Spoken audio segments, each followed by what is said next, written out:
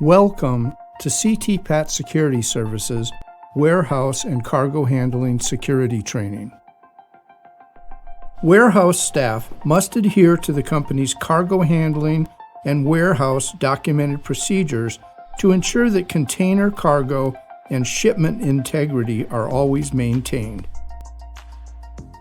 Upon the arrival of a container or trailer, warehouse staff must ensure that the log sheet, which may be called a receiving log or a driver log or a shipment log, is filled out accurately and completely.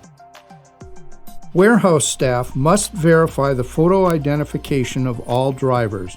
Cargo should never be accepted or released until this verification process has taken place.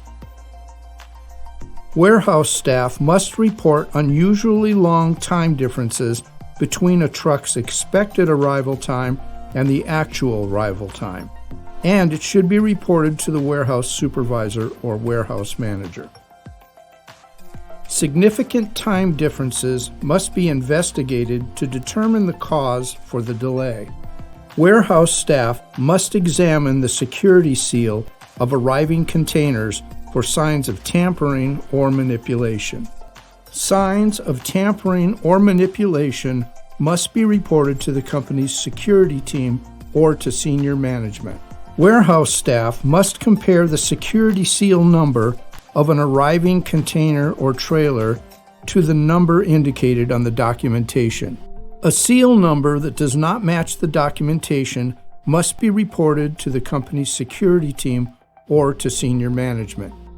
Just verifying the high security seal number on an arriving container or trailer is not enough. High security seal numbers must also be documented or recorded before opening any container or trailer. Before opening any container or trailer, the warehouse staff must conduct a visual examination of the exterior for any signs of liquid or powder leakage.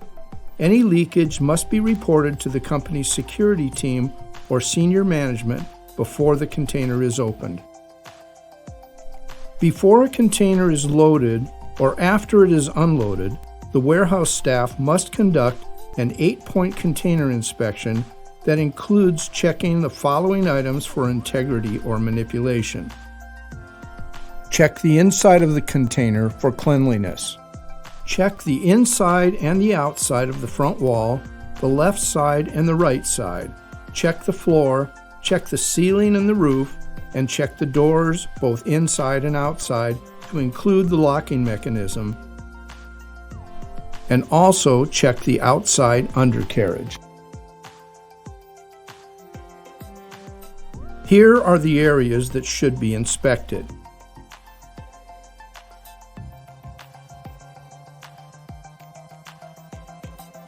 It isn't enough to simply inspect the container. The inspection must be documented using a checklist.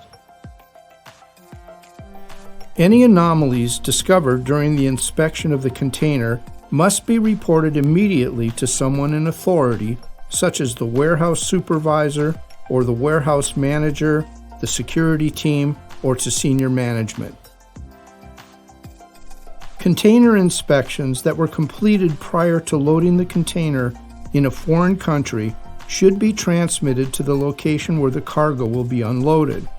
If possible, it is recommended that the pre-loading container inspection checklists that were completed in a foreign country should be included as a standard part of the shipment documentation.